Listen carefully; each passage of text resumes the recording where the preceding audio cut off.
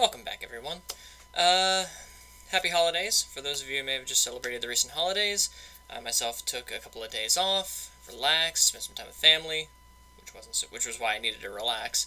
Then my birthday came around, and I decided I didn't really want to film anything on my birthday. So this is a post-holiday, post-birthday video, and I thought, what better way to celebrate my birthday than to go over one of my favorite decks that I've ever built, ever. This is a retro video, as you could probably tell, because you might not know who the character on screen is. But let me say that do not let this child deceive you, he is dangerous. I actually played this deck, more or less. I'm pretty sure that having to rebuild it from memory, that I might have gotten some things wrong. But I played this at the retro event in this year's Nationals. Sorry. And did pretty well. I think I only lost 2 matches. One to a rando, who gives himself a lot of bonuses to his checks to play cards, so he doesn't really care about the check hacking I do. And one to a character called the Dark One, who just readies his entire stage all over the place, so again, he doesn't care about my check hacking. I even got to play my very first match on stream ever, in round 2 against Jacob Johnson, who is an amazing player, like really good. I was terrified to play against him before I knew we were on stream, and then when we were on stream, when I believe it was Keenan came over and got Mr. Johnson and said, "Hey, we're gonna go put you on stream." I kind of regret saying this, but I did say, this is going to be my first time ever on stream. The least you could do is put me up against someone who's going to make me look good, because I fully expected Jacob Johnson to beat the ever-living lights out of me. And I ended up winning the match. It was a real bad matchup for him, but I didn't know that going in, so I sounded like kind of a jerk. But again, thank you to Keenan Meadows and Baron Bryant for their kind words during the commentating, and without further ado, let's get into the character. This is Wen from Cowboy Bebop. He's got a 5 hand size and 35 health, with the air, earth, and evil symbols. He is really tricky and really plays to my personal playstyle, which is very control-y. I love to just set up a wall, sit there and study what my opponent's doing, and then when I figure out how to beat them, that's when I go in. And Wen allows me to do that perfectly. He's got a form, once per turn. I get to ready all cards in my staging area. Just anything that's committed sideways, ready it up. For free. But if I have 3 or fewer character cards in my stage, my combat phase ends. Which, if I'm doing it at the end of the turn, who cares, right? But if I happen to have all 4 copies of Wen in play, then instead of ending my turn, my opponent has to commit all foundations in their stage, and this effect is playable while committed. Which means I can go first, having my character committed, play out my foundations, and then use this form effect to ready Wen on my first turn, and go into my turn with all my foundations up, or go into your turn with all my foundations up, plus Wen, so I can use his responsibility, which is to commit him. After my opponent makes a check, that check gets minus X. X equals the total number of character cards in my stage, plus 1. Failing this check will not end the combat phase, but it's a minus to the check to play any card. Not a non-foundation card, not an attack card, any card. Any check you make. So if you go first and I have Wen ready, or I go first and ready Wen at the end of my turn, any foundation you play on your first turn that I can force you to fail, I can make you fail, and you are down 1 more resource. That's what makes this character so incredibly powerful, is just the level of control he exerts over the game. Now, he's still a 5-hander, and there's not a lot of draw for how I built him. So you still do have your tragic 5-hand problems of trying to find your cards, but the way he plays, or at least the way I built it, it doesn't really matter, because my pokes come in for a lot of damage, and when I can hack your check to block, using Wen, I can just try to make sure that anything that I want to hit hits. So without further ado, let's get into my offensive line. I have 4 copies of his own attack called Murderous Fire. This is a 4 mid-5 with ranged, and for the uninitiated, Gauge 3. Gauge 3 is an enhance ability that says if this attack deals at least X damage, X being its gauge modifier, in this case 3, I get to search my deck and discard pile for any copy of my starting character and build it into my stage for free. So as long as Murderous Fire does at least 3 damage after I've used Gauge, I get to take any copy of Wen from my discard pile or my deck and put it into my stage, which then increases the amount I'm allowed to hack by, because it starts off at 2, because I have my starting character plus 1. If I hit with a Gauge, I build in a second one, I can hack then by 3, reducing your check by 3, and so on and so on. So, Gauge is really, really good at allowing me to build without having to search and play these cards from my hand. It's got 2 more enhances. The first one says, if I have more character cards in my stage than my opponent does, I get to ready 1 foundation that's not been readied this combat phase. If I only have the 1, this doesn't really matter, and unless I'm playing it later in a string, this effect doesn't really matter anyway, since Wen can kind of ready his own stage as needed. But it does say as his other enhance, if my printed hand size is less than my opponent's, this attack gains throw. And as a 5 diff, it'll always deal half damage rounded up. It will always deal 3 damage if they don't have a way to reduce the damage or prevent throw damage. So, as long as you're a 6 or a 7-hander, I'm always going to fish for a character with this card. Really strong, really good. Then I've got Royal Poison. I built this deck off of air, for those maybe listening and not watching, and can't see the symbol spreads.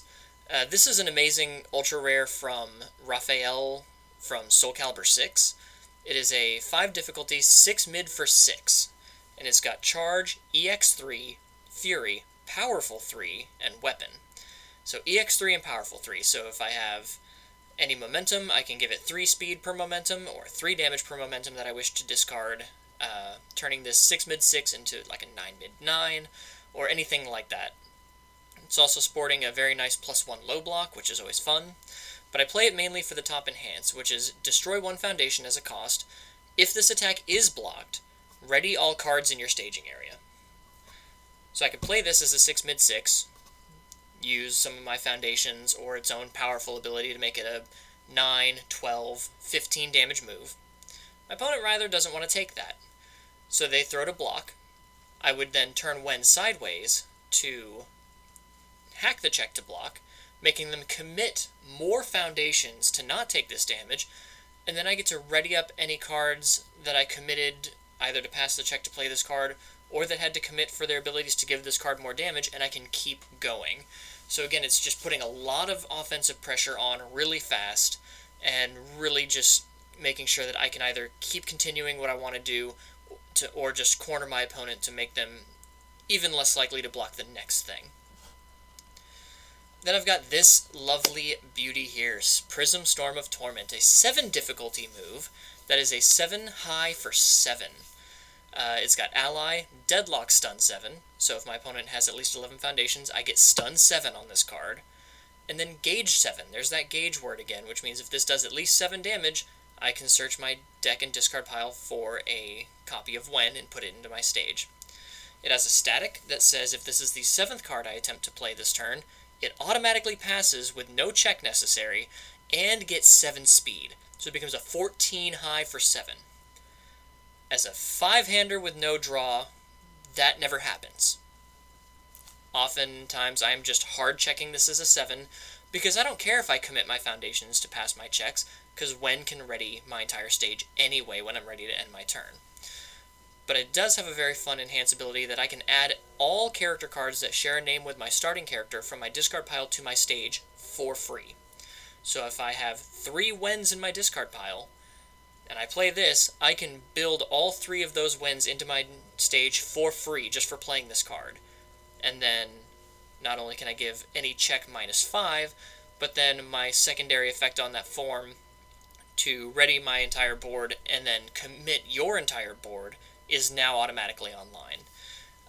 Again, when you're thinking 5-hand size problems, you're not playing a lot of cards, so you're not checking a lot, so maybe it's kind of hard to fill up your discard pile with Wens, but just wait until you see some more of the foundations and stuff when we get there, and you'll see that there's a really easy way to do that. Next up, I have M3C Devastator Plasma Cannon. This is a 6 difficulty, 4 high for 9, again, like 9 damage here, 7 damage on Prism Storm of Torment, 6 damage on Royal Poison. All of my attacks are coming in for a lot of damage, and with when I can hack your check to block, so I'm going to guarantee that these things are going to hit. These things are going to hit hard, and if you have to block them, you're going to commit a lot of resources to do it, so then my next thing that comes in is going to hit hard. But I love this card because it has a static effect. If this card leaves your card pool during the combat phase, ready your character. So if I play this, and I commit when in order to hack your check to block it, and I'm able to get this card out of my card pool during that same combat phase, I get to ready when again to then hack another check to block. And coming in at 9 damage, that's pretty hard to deal with. Your opponent doesn't want to take 9 damage usually. And then it has a card pool response that after my opponent plays an enhance ability during this attack's enhance step, they lose 2 health. Anytime you want to do something during this attack to lower speed, lower damage, prevent me from doing something, anytime you play any enhance, it's gonna cost you 2 health for each enhance that you play, on top of trying to deal with this 9 damage attack. Again, keeping that offensive pressure on and really backing my opponent into a corner hard. And when you don't want to take these 6, 7, 9 damage moves, you're going to block, and that's where Sagaki Offering comes in. This is a 5 difficulty, 3 high for 6. It's a weapon, and it says enhance, discard 1 card from your opponent's card pool. This attack gets plus X speed and plus X damage. X equals the discarded card's block modifier. So usually I'm going to be kicking a 2, maybe a 3 difficulty block if I'm lucky, to give 2 speed and 2 damage to make this a 5 high 8, or 3 damage and speed, making it a 6 high 9. Again, my pokes come in for a lot of damage. And then another enhance says 4 plus, which means I need to make a check of 4, and if I pass, I get to draw a card. The cost is to make a control check, and if I get a 4 or higher, I am allowed to commit foundations for this, I get to draw a card. So that's some meager card draw in Wen, but it's mainly here to get more speed, more damage, push my opponent into another, 8, 9, 10 damage move. And then lastly, we have Indiscriminate Shock 1.3 million volts. Because when I can commit your entire staging area, this is going to come in for a lot of damage. Because it says commit 1 it's got stun 1, as all My Hero players should know. As an enhance, I can commit a foundation. My rival commits a foundation. And that doesn't matter when I can ready my entire board up at the end of my turn anyway. And then enhance, this attack gets plus 1 damage for each committed rival foundation. So if you've got 6, 7, 8 foundations committed, and 6, 7, 8 damage on this attack, on top of anything else I might have, on top of anything you've already had to block, and if Wen is ready, and you try to block this very slow 3-low move, I can then hack that check and make sure that this is the one that connects. It is very good, a very good kill card. I really enjoyed playing this in that deck. Excuse me. Then we have, so that's the attack lineup. As you can see up here, average damage is 6.4. That's pretty high for most decks that I've seen, but it's really, I want to make sure that every attack is really difficult for my opponent to deal with. Moving on to assets, we have Maze Castle. And for those of you playing the My Hero home game, this should look very familiar to you. It is a 2 difficulty asset with Breaker 2 and a terrain, so only 1 terrain can be in either stage at a time. This is basically just twisty surroundings. Enhance, discard 1 momentum, change the zone of this attack, playable while committed, playable by either player. And response, commit after your opponent makes a check to play an attack, that check gets -2. Failing the check will not end the combat phase. The only difference is it has air instead of fire, and it has a 0 mid-block as opposed to a +2 mid-block. I'm pretty sure Twisty Surroundings is still a 2 difficulty. But I mainly play this as a defensive check hack when my opponent plays an attack, to hack the check by 2 and make sure I don't need to use when too early. So I can do this on their first one, so if they play it on a 5 and they check a 5, well, now they checked a 3. So they can commit 2, and then on their next attack, I could use when to hack by 2, 3, 4, whatever number of characters I've got plus 1, to make them put down even more foundations in order to keep their offense going. So the main defense of this deck is check hacking, and making sure that you are giving up as many resources as I can squeeze out of you to try to do even a little bit of damage. And the Breaker 2 on a +0 mid-block really also helps defensively, since I can only have one of these on the field at a time. The +0 mid-block as a block, Breaker 2, that reduces your check to play your next card by 2, and that check will end your combat phase if you fail it. So, again, just really screwing with my opponent's check math, and that's going to be my main sense of defense. For actions, I've got Focus and Release, which is really fun. It is a 2 difficulty, 6 check action, and it has Form Remove, so I would play this as a form instead of like an enhance or response. I remove this card, I get to discard any card from my card pool. So after you've blocked my Devastator Cannon, and I commit when to hack the check, I can Focus and Release, play it on a +3 difficulty, remove it, discard M3C Devastator Plasma Cannon from the card pool. That will then ready when, and I can play my next card with a clear card pool and another when check hack in the bank. It also has a response remove. After I'm dealt damage, I can discard 1 card from both card pools.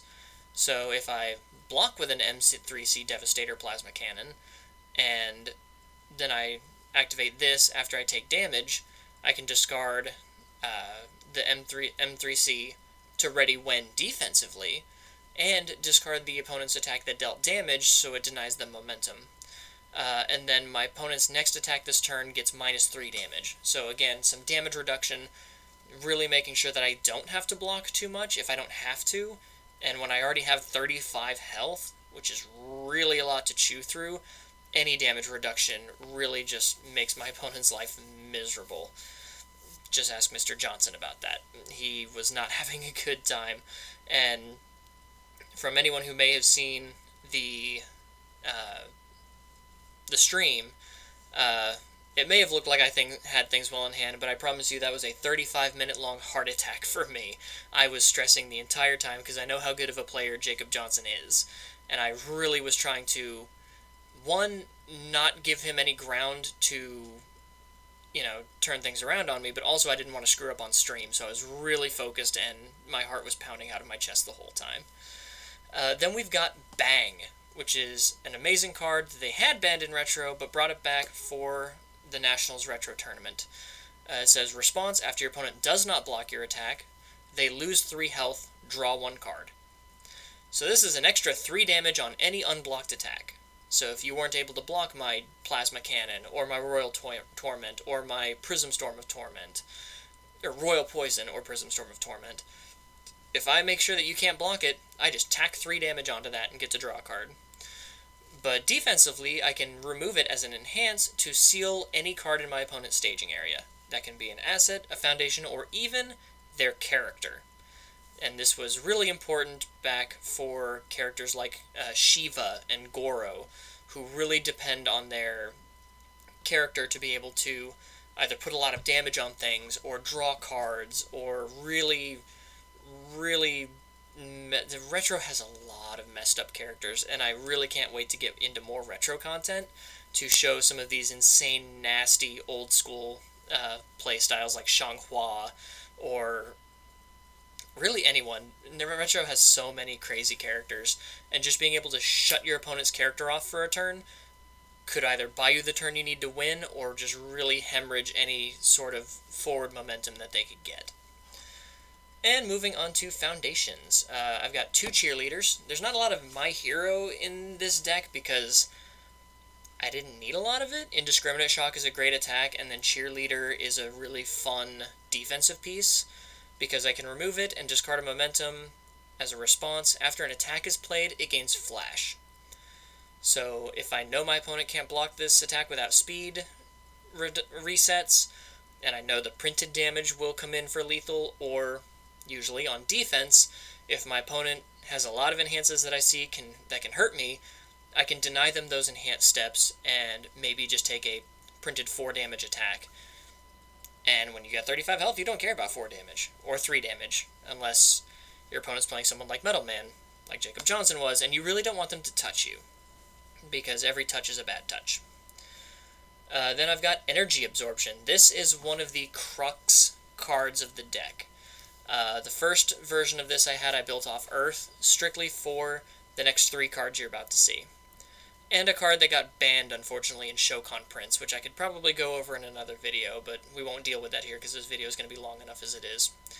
But Energy Absorption is a 2 difficulty, 5 control foundation with Enhance once per turn, which is once per turn per copy of it. Discard the top 3 cards of your deck. If your Vitality, or health, is higher than your opponent's, this attack gets +2 or -2 damage. I start with 35 health. That's more than 90% of the field, even in Retro. Very few characters have more than 35 health in the entire Retro field. So, just having these online early in the game, I can give any attack of yours -2 damage, so maybe I don't have to worry about it, or give my attacks +2 damage to make sure you have to worry about it. And then by discarding the top 3 cards of my deck, I can try to put when characters in my discard pile to pick up with Gauge or with Prism Storm to just automatically build them in. And this, if you can get 1 or 2 of these built pretty early, you can really take a stranglehold on the pace of the game. And then it has a response. The cost is to make a check against a difficulty of 4, and if you pass, after you take damage from an unblocked attack, gain 1 health, but it's only playable if your character's hand size is 5 or less, which it is. It's 5. So I can reduce your damage by 2, and then if I take that damage, I can check a 4 to gain a health. So effectively, I just denied you 3 damage. So a 5 damage move comes in for 3, and then I gain 1. I took 2 damage overall. And that's not to mention if I didn't have more of these, that every time I take the hit, I can then, for each one of these, make that check of 4 to gain 1, 2, 3 health, and sometimes I gain more health than the damage I was dealt. And I can really stay above 30 health for a very long time with these cards. And as an uncommon from the first Yu Yu Hakusho set, I'm really hoping this is one they bring back, because they did mention that they're going to have time shift cards coming back. I think it's 30 or 35 of the first set Yu Yu Hakusho cards coming into the Dark Tournament. I'm really hoping Energy Absorption is one of them. Honestly, any of the 3 that we're about to go over here, including Energy Absorption, I'm really hoping we get back. I would love to play this card again. Next up I have Massive Size. This is a 5 difficulty foundation with a 5 check, but its static says it gets -2 difficulty if I have more health than my opponent. Like I said, I have more health than 90% of the field. This is going to be a 3 difficulty 9 times out of 10. And as an enhance, I can commit it to give my attack plus X damage. X equals 10 minus my hand size. So, in when, I'm going to give any attack plus 5 damage. So, this Royal Poison is 15 damage. This Prism Storm is 12 damage. This Plasma Cannon is 14 damage for committing 1 Massive Size. And, yeah, if I only need to hit you 2 or 3 times in a game with one of these attacks, it doesn't matter that I'm only drawing 1 a turn if I can make them connect. Which, with a lot of my check hacking and some speed boosting, I can make 1 attack a turn really matter, especially when I'm just pressuring your stage the whole time. Then we've got the Second Saintly Beast. This is a 2 difficulty foundation with a +3 high block and Breaker 1.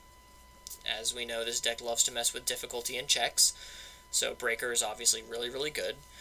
But as a once per turn enhance, discard the top 3 cards of your deck. This attack is +2 or -2 speed. So again, filling the discard pile for Prism Storm of Torment, and we're giving speed boosts, or reducing speed so that I can block easily with some of these higher block modifiers like Devastator, Plasma Cannon, or even Second Saintly Beast itself. or mainly we're just giving 2 speed to these really high damage attacks and really forcing my opponent to make a really tough decision as to what they can and cannot hit.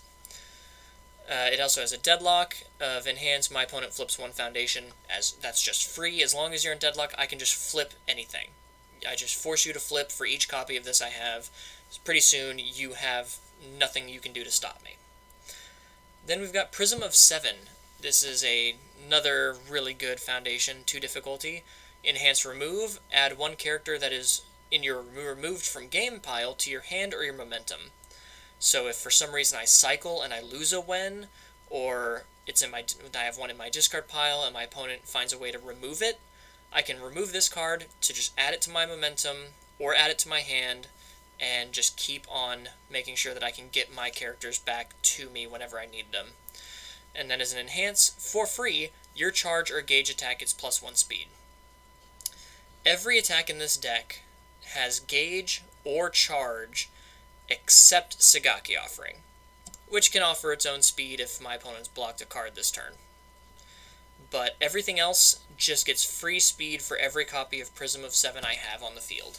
So Prism can give +1 speed for each copy of it. Second Saintly Beast can give speed. It is really, really difficult to catch these 10+ damage cards. And I really wish I had either downloaded the stream or did something so I could keep that video, because then I could try to ask if I could show it at the end of this to make, I guess, the video even longer, but maybe it's a good thing I couldn't do that. Then we have Evil Eye. This is a really good card because both of its abilities are playable while committed, so I can commit it to pass a check to block, and I don't have to worry about losing the effects on this card. I can enhance, remove a character from my hand or card pool to draw a card. Never needed to do that, because I'm not wanting to get rid of my characters. I'm only running 3 of them, aside from my starting. And then I can enhance, flip this card, return this attack to its printed speed. That's mainly why I had it, to reduce any speed buffs my opponent gets, so that I can make their stuff easier to block, if I ever blocked at all. And in both this iteration of the deck and the Earth build, my locals chastised me because I never blocked. I would play my entire hand out every hand and never block anything, and they said, why are you even running speed resets? You don't block anything. You don't need to, because then you take damage, you heal it back up, and you just keep going. But I also find having the +2 high block is good, if necessary, because sometimes you just don't want to be touched. Then we've got Hell's Reach. It's a fun spam 0 diff foundation that, as a committed effect, it can just flip itself to ready itself. It can make those greedy turns even greedier, or defensively, you can flip it to ready it to pass another check to block. I've got 1 copy of Moment of Rest. You'll notice that this has no block modifier.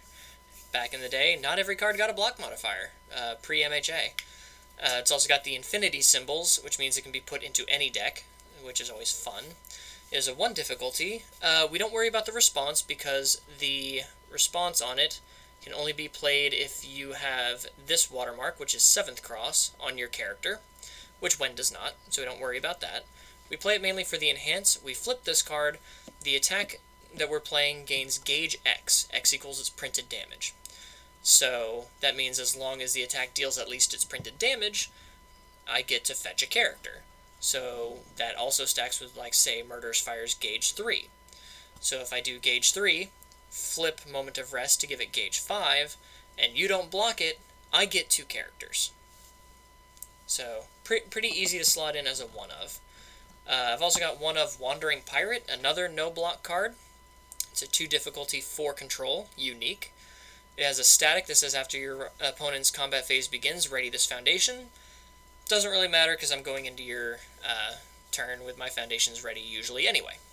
But a response, twice per turn, after this card is readied or committed, ready 1 other foundation that has not been readied this combat phase, playable while committed. So if I do have to block, or I've got some stuff that's stunned, and I commit this card, I can ready the other cards I committed to block with, or anything that might have been stunned, and it's just good for keeping my options open as needed. Then I've got 2 High Seas Adventures. I think this is the second to last, or third to last of my no-block cards. It's a 3 difficulty, 4 control. Response remove. After an attack is played, it gains flash. So it's basically cheerleader, but I don't have to pay the momentum for it. It just comes at the cost of being a little bit higher difficulty, lower control, and having no block. But again, denying my opponent the ability to boost their stats or get any sort of weird combos off is really, really good. Then I've got Fueling Up.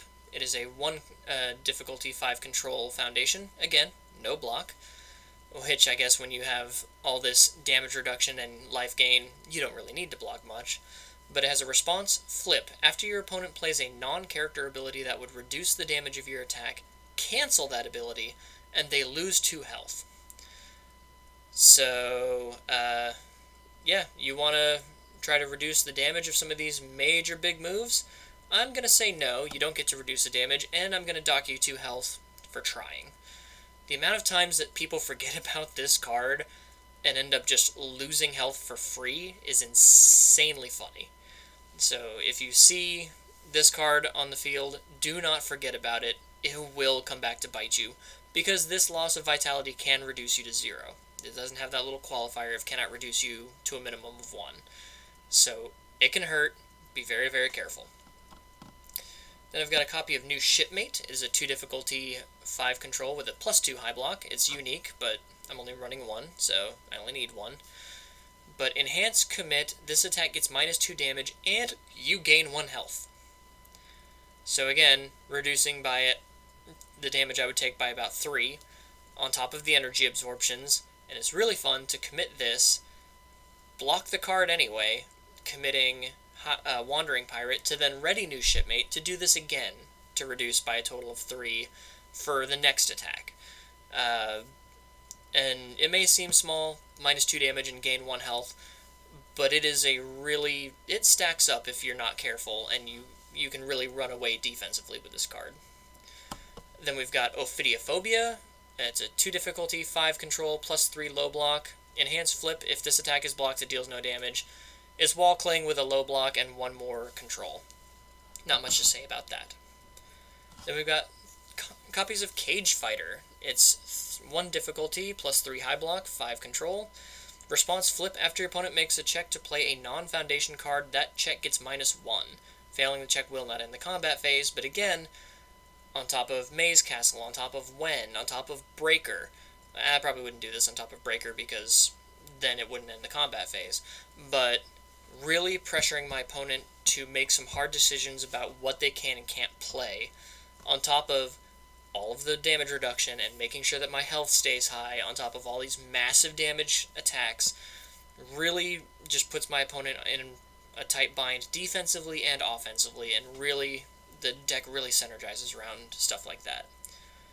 I've got Iron Will. It's a 1 difficulty foundation. Response commit. After you play an attack, it gets 2 speed. Pretty self-explanatory. I'm just trying to make sure that things hit when they're big. I've got 2 copies of Stronger Than All. It's Enhanced Destroy. Return this attack to its printed damage. Then it gets -1 damage. So you boosted that attack really high. I'm going to put it to printed and reduce it by 1. Sorry, you just powerfuled an attack for 9 extra damage. Now it's back to printed, gets -1. Again, making sure that I don't have to block if necessary, because again, I run quite a few non-block cards, but also, if I'm playing my entire hand, attack, play 3 foundations, I have nothing to block with. So, reducing the damage as much as possible, on top of energy absorption's health gain, on top of the New Shipmate health gain, really serves as the defense that I need without having to block if necessary. Then lastly, we've got 2 copies of Weapon Master. It's an old, I just forgot this guy's name. He's a ninja from Red Horizon, and Satoshi. That was going to bother me all night. Satoshi. But as a response, turn this foundation face down, so flip it. After your weapon attack deals damage, discard 1 card from your card pool, and then this card's considered a blank foundation, basically. It's before they really figured out how to word just flip. So, basically, flip it. After your weapon attack deals damage, discard 1 card from your card pool. Muro Poison's a weapon, Plasma Cannon's a weapon, Sagaki Offering's a weapon.